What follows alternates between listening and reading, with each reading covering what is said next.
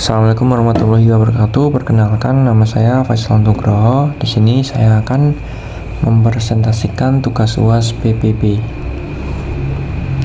Baik, yang pertama saya akan membacakan latar belakang dari video ini. Bahasa Indonesia merupakan bahasa yang kita gunakan setiap hari, baik dalam percakapan maupun dalam berbagai bentuk tulisan di ruang publik. Namun, masih banyak papan nama, spanduk maupun reklame yang menggunakan ejaan yang tidak sesuai dengan kaidah bahasa Indonesia yang benar. Kesalahan-kesalahan ini sering dianggap sepele, tetapi jika dibiarkan akan membuat masyarakat terbiasa dengan bentuk tulisan yang keliru. Melalui video ini, saya ingin mengajak penonton untuk lebih peka terhadap penggunaan bahasa Indonesia yang tepat, dengan meninjau beberapa contoh penulisan yang salah pada toko, kios, dan tempat umum lainnya. Kita dapat memahami bentuk ejaan yang benar menurut KBBI, serta mendorong penggunaan bahasa Indonesia yang lebih baik, tertib, dan sesuai standar.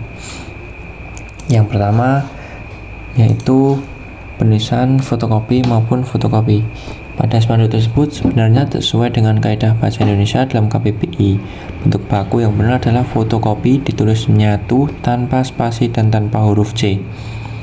Karena kata ini telah diserap sepenuhnya ke dalam bahasa Indonesia. Penulisan terpisah seperti fotokopi mengikuti gaya bahasa Inggris, sedangkan bentuk fotokopi juga keliru karena tidak sesuai dengan pola penyerapan kata.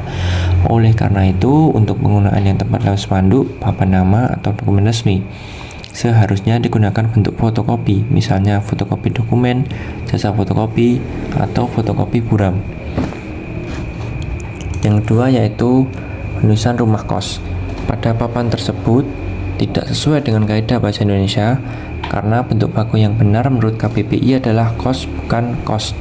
Huruf T pada akhir kata tidak digunakan dalam ejaan baku, sehingga penulisan yang tepat seharusnya rumah kos. Penggunaan ini juga konsisten dengan istilah lain seperti anak kos, tempat kos, atau ngekos. Karena itu, penulisan pada papan tersebut perlu disesuaikan agar sesuai dengan aturan bahasa Indonesia yang benar. Yang ketiga ada penulisan musola. Pada papan tersebut tidak sesuai dengan ejaan baku bahasa Indonesia. Dalam KBBI, bentuk yang benar adalah musola, yang ditulis lebih ringkas tanpa tambahan huruf H maupun akhiran ganda. Penyederhanaan ini mengikuti kaidah penyerasian huruf dalam bahasa Indonesia agar lebih mudah dibaca dan konsisten penggunaannya. Karena itu, papan nama tersebut seharusnya menggunakan bentuk musola sebagai penulisan yang tepat dan sesuai dengan standar ejaan yang berlaku. Yang terakhir, ada penulisan mi. Pada spanduk tersebut tidak sesuai dengan ejaan baku bahasa Indonesia. Menurut KBBI, bentuk yang benar adalah mi tanpa huruf E di belakangnya.